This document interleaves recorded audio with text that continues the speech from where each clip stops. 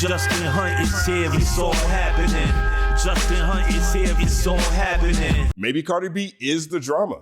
After feuding publicly since the first Trump administration, Cardi B and Nicki Minaj's rivalry reached new lows this week when both titans drug each other to hell on Twitter. If you missed round one, check this video right here. But to be succinct, both artists went all personal, no bars, disrespecting each other's children in an explosively unfortunate back and forth. Here's the worst of it. Nicki targeted Cardi's daughter and said, "Culture, you a roach and monkey like your sister, Yeezus." Now, this is a throwback to last decade when Cardi was caught calling black women roaches before she broke big with Bodak Yellow and Invasion of Privacy. Cardi defended herself back then by claiming she used the term roaches multiple times and for various races, including herself, so the accusation wasn't racist. Either way, tomato, tomato, tomato. Now, to be fair, Cardi has a history of being willing to talk about other people's kids too, but here's what she said to Nicki. "I'm letting you know again, stop playing with my kid, bitch. You just mad your son's favorite color is 5. Get the F on, you crackhead." She also made several other attacks. She claimed Nicki's son is nonverbal because of Nicki's alleged drug habit. Now, none of this has been confirmed, and even if it was, tomato. a whole lot more word vomit was thrown before each ended the ugliness with their own Meet the Grams letter-style Twitter post. In Cardi's letter to Nicki, she stated it's up forever and plans to put hands on her when she sees her, as well as some other super dark revelations I'm not going to read out loud, but I'll put it on screen just in case you're curious. Here it is. Nicki, on the other hand, sent an apology letter to Cardi's daughter, Culture, claiming that one day Culture will understand that she attacked her for a bigger purpose, and her mother and aunt will be brought to their knees for what they said and tried to do to her son, Papa Bear. Here's the full letter in case you're curious as well. The wildest part is that this nearly decade-long squabble spilled over into an outright women rap World War III with JT, Bia, Ice Spice, Cardi B's sister Hennessy, Saucy Santana, and super fans of each artist, turning this head-to-head into an outright celebrity deathmatch Royal Rumble. If you could keep up, props to you because it's all happening. Oh, shit.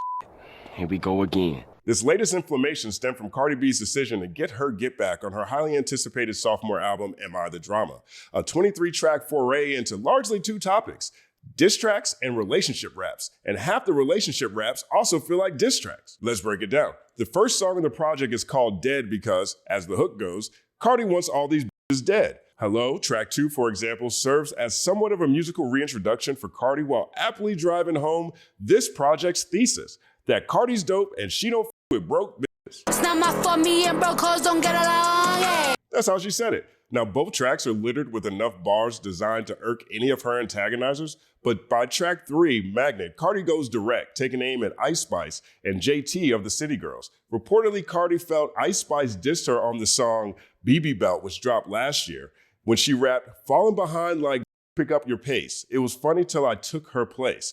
So Cardi clapped back on Magnet with, "Slow face, whose spot you taking?"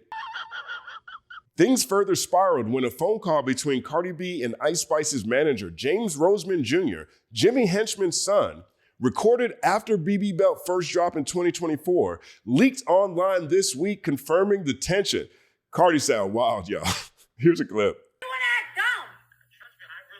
You don't know? I'ma show ya. I'm not Lotto. I'ma beat her the f up. I'ma knock her the f out. Oh yeah. I'ma beat her ass. I'ma get riot beat up by my niggas. Y'all gonna see what the f is up. You think I'm f***ing pussy ass Lotto? Tell me, what's that? Yeah, I don't know. I'm on vacation. Bro, I don't gotta fucking tell y'all that she said. Because y'all know exactly what the f that bitch said. Put on the phone right now. Put on the phone right now. Put on the phone right now. I know, I told you, it's wild. Now, I guess we can expect more on the horizon because after the leak, Ice Spice posted a clip of an apparent Cardi B diss that's on the way. We'll see where that goes, but JT is by far Magnet's biggest target, dissecting her dicey friendship with fellow city girl, Young Miami, and also taking aim at JT's boyfriend, Lil Uzi Vert. Here's what she said: "Fake friend ass, a clown ass, on the net, kick your friend when she's down ass. Your loyalty depends on who you round ass. Backdoor hoe hating on the low ass." And then later targets Uzi with, "She just mad she got a nigga she be sharing bags with. My nigga cheat, but I don't stick no dildos in his ass." Stop kink shaming me. Now, that one clearly struck a nerve because JT was quick to post recent allegations made by designer Chris Blake Griffith about Cardi B's current baby daddy and New England's Patriot wide receiver, Stefon Diggs. The interview was conducted by Tasha K, who Cardi B successfully sued for defamation. Then JT doubled down in a diss track she dropped at Cardi B this week. Here's one of the things she said. Pregnant by a nigga who sucked after games, ho. Kink shaming is my kink. It's getting ugly in here. And arguably, Bia catches the worst of Cardi B's ire. Pretty and Petty is entirely dedicated to decimating the Boston rapper she clashed with over a year ago after fans accused Cardi B of copying Bia's style on the song Like What Freestyle. They said it sounded like Bia's I'm That Bitch. Both songs sample Missy Elliott's She's That. Bia later dropped Sue Me, accusing Cardi of cheating on Offset. She said Cardi uses witchcraft, and she even turned her kids' names into a rhyme scheme. Well, Cardi ain't like that at all and unloads with, you from Boston, let's have a little tea party. Why you got kicked out of that condo? Why you be online and be lying though? Why you always at Diddy's house? I heard they comb that little kitty out. Tell these folks what it's really about. Why you all in people's face with that mouth? Diarrhea Bia. Breath so stank, you can smell it before you see her like, I can't stand a bully. I'm sorry. That gets me every time. I mean, even the opening bar to that song has become a meme in itself. This guy right here couldn't name 5 Bia songs, gun pointed to his head. Now, Bia's response? She responded by announcing her new album, Bianca, says it's coming out on October 10th. And she says she's got 16 more songs you can name. We'll see. Those are the outright disses, but imaginary players, check please, trophies, killing you hoes, the incredible undefeated airtime and the airtime remix all stick to the Am I the Drama thesis that Cardi's dope and she don't fuck with broke. They're not as direct, but the subliminal energy is spilling. On Check Please, for example, she raps, I'm the reason bitches got deals for like the last few years. You sound anything like Cardi B, bitch signed right here. Now, is she talking about Ice Spice? I don't know, but they both Latinas from the Bronx. That's what I do know. Like Cardi B definitely brought back that hope of girls could rap. On Airtime, for example, she raps, tell her make a hit. She in the stew, just wasting time. Now, is that line aimed at JT or Bia or both? I don't know, but I know you can't describe either as a hit maker. That's what I do know. It is what it is. It is what it is. On Trophies, for example, she raps, they online, they talking crazy, nurse she escaped again. Now, is that line aimed at Nicki Minaj? I don't know, but I know it's delivered with Nicki Minaj's signature vocal inflection. That's what I do know. Nurse, she escaped again. But away from the cat fights and score settling, absolutely the most endearing run on Am I the Drama is the relationship arc at the center of the album. Cardi B does a great job historically and on this project as well of making love songs and relationship tracks that also are palatable for a male audience. She takes accountability often, for example. Safe featuring Kehlani is a pop hit about finding a partner that makes her feel safe. Maybe it's about Stefon Diggs, but thematically it feels like a tossback to the beginnings of her relationship with Offset. But awesome turns to awful on the next song, Man of Your Word, a solemn ode detailing the deterioration of the trust between the two. What's Going On featuring Lizzo is a personal favorite. It interpolates Four Non Blondes' classic What's Up. I used to love that song.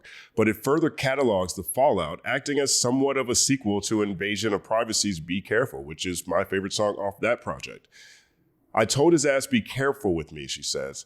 I guess he thought I wouldn't practice what I preach, huh? Cardi hits her emotional breaking point on the Summer Walker-assisted Shower Tears before deciding she's completely had enough on the following song, Outside, which is a vitriolic bop aimed at Offset. Listen to this line. Next time you see your mama, tell her how she raised a bitch.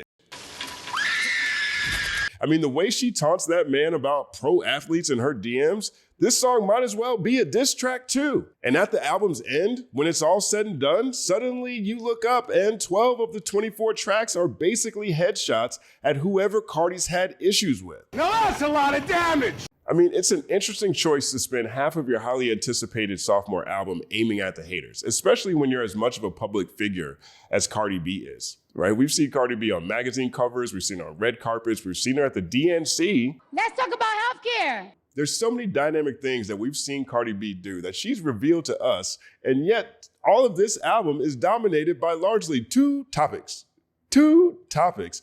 Look, when people got things in their heart, they needed to get it off their chest. I get it. I mean, not only do I get it, I experienced that with my first favorite rap group's sophomore album, Bone Thugs-n-Harmony's The Art of War. You can argue in the mid-1990s, Bone Thugs-n-Harmony was the biggest rap group in the world.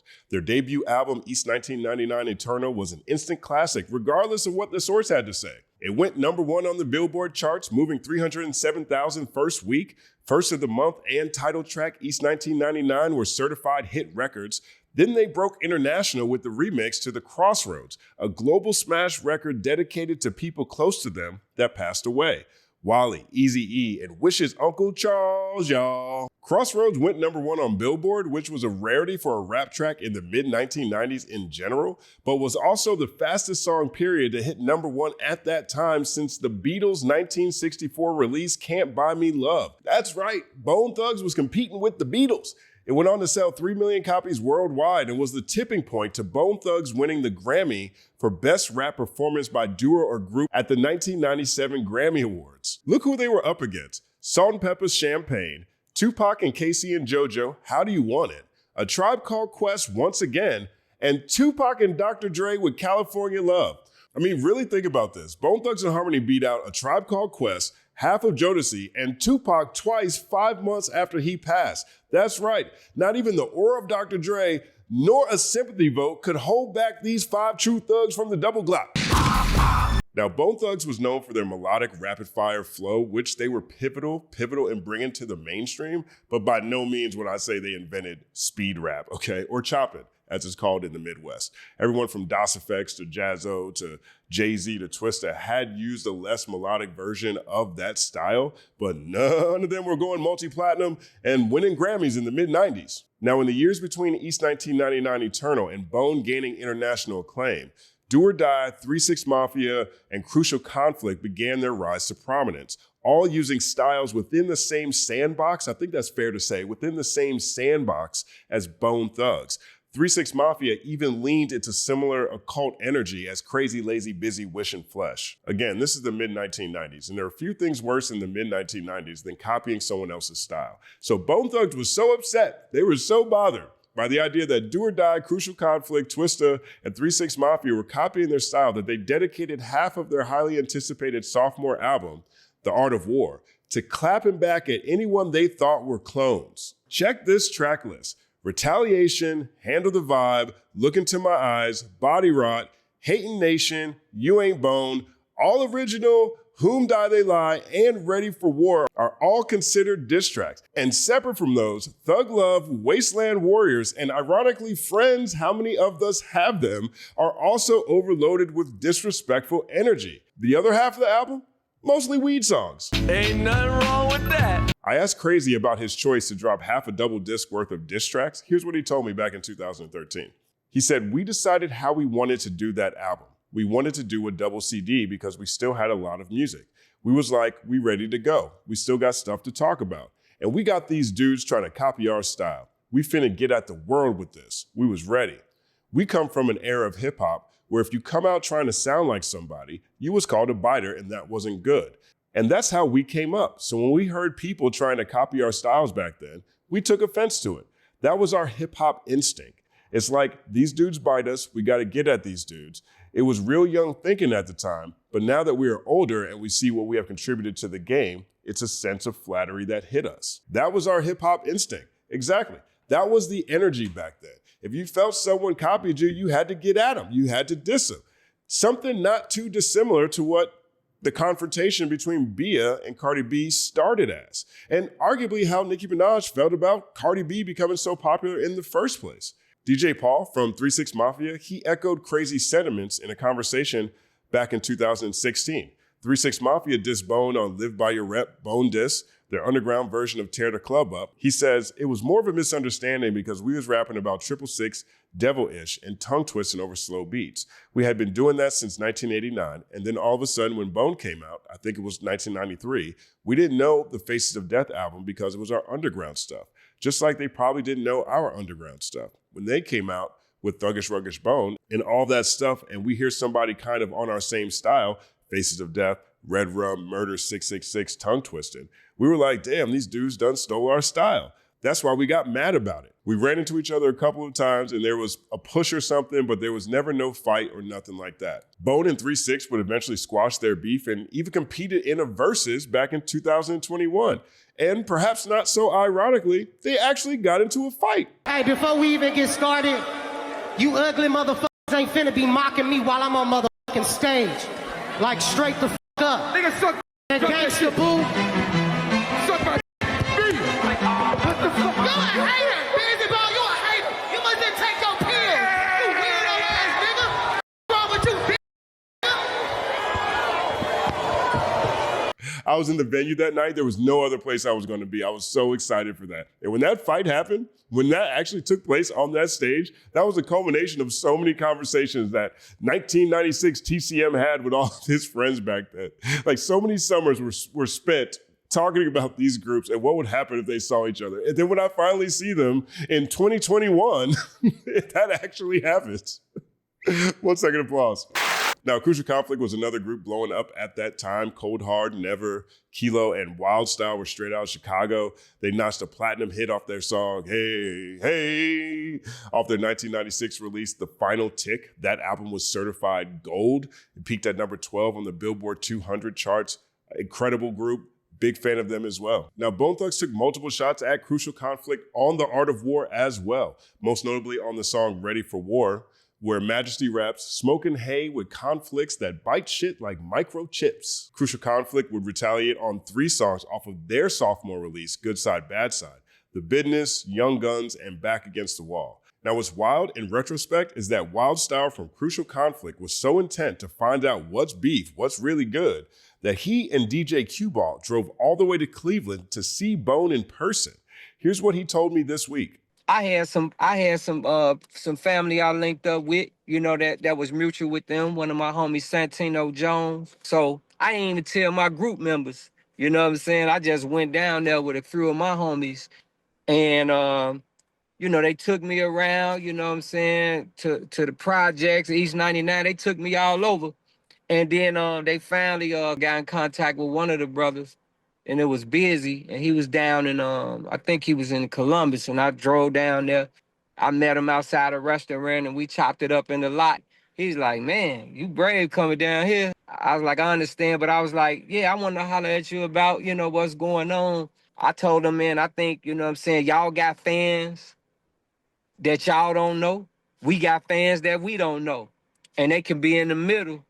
You know what I'm saying, kicking off stuff. You know what I'm saying? It can get crazy. I'm like, my city, they gang banging and all this, you know what I'm saying? And I think it could get ugly, you know what I'm saying? So, yeah, he felt the same way. And he was like, you know, some of his homies, you know, they was like, you know, some of his homies charged them up. They was all had different homies and they thought we dissed them on Showdown. And I was telling them like, you know, nah, we ain't diss y'all on Showdown. Our album was turned in. When they came out, our album was turned in. It was kind of crazy. They had some of the same energy. Now, definitely a different energy than Cardi B's leaked phone call with James Roseman Jr. But fortunately, they were able to make amends without squabbling up. But this next part here, pay attention to this next part. This part is really important. Pay attention to how Wildstyle reflects on the impact that energy, that overall energy, had on the music. So when we heard it, it's like, it really kind of like, it took us aback because we was going through real shit in life. You know what I'm saying? We got friends getting killed every day. Every day we come off the road, we going to a funeral. You know what I'm saying? Like, we was going through contractual stuff. We trying to get our mind right. We trying to get our bread on. You know what I'm saying? Because we sold all these records and we like, where the money at? You know what I'm saying? You know? So we was chasing the bag, and then for that to happen, it kind of like threw us off probably what could have been a whole nother type of album. It made us get in that mode too, you know what I'm saying? Well, we wanted to, now instead of playing, you know, just making a dope album, we get into that mix. It kind of threw a monkey wrench in the program. And for that to happen, it threw us off from what could have been a whole nother type of album. It made us get in that mode too. Instead of making a dope album, we got into that mix. It kind of threw a monkey wrench in the program. Wow. Now, Wildstyle is talking about Crucial Conflict's follow-up, Good Side, Bad Side. It's a great listen, but was a commercial step back from its predecessor. The Final Tick. It debuted at number 38, whereas The Final Tick debuted at number 12. You could say the same thing for Bone Thugs and Harmony's The Art of War. On face value, it appeared to do better than East 1999 Eternal, since it went on to sell 4 million units, while East 99 Eternal sold 3 million units. But there's one major asterisk. Again, you have to remember The Art of War was a double disc. So with double discs, each transaction is counted twice.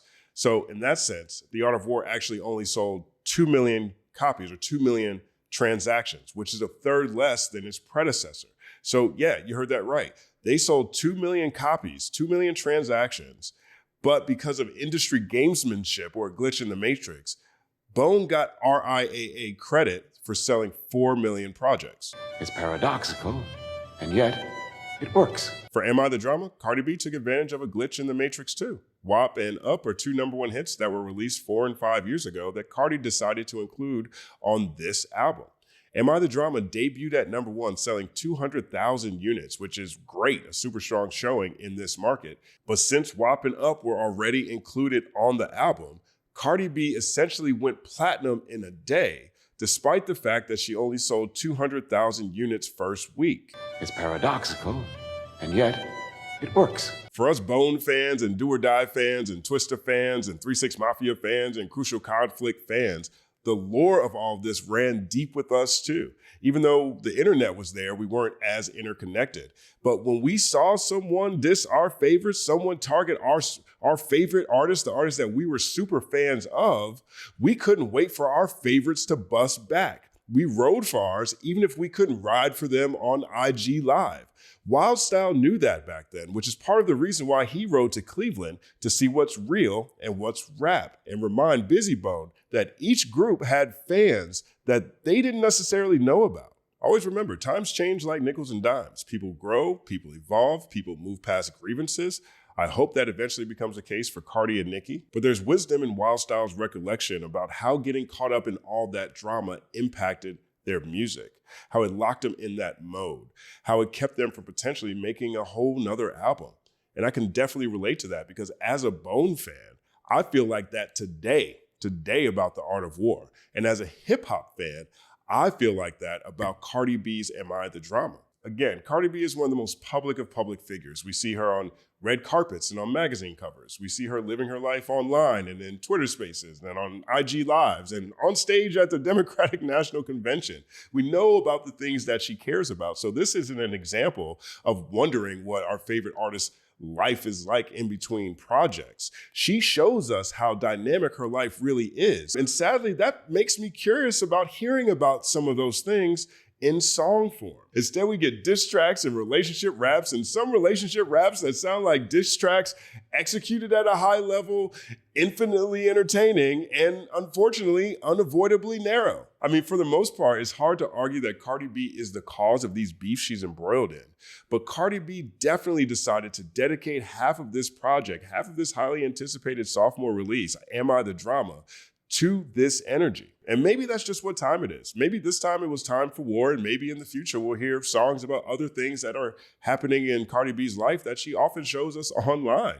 Will that happen? Will that happen by the end of the decade? Are we gonna have to wait another 7 years for a Cardi B album? I don't have the answer to these questions.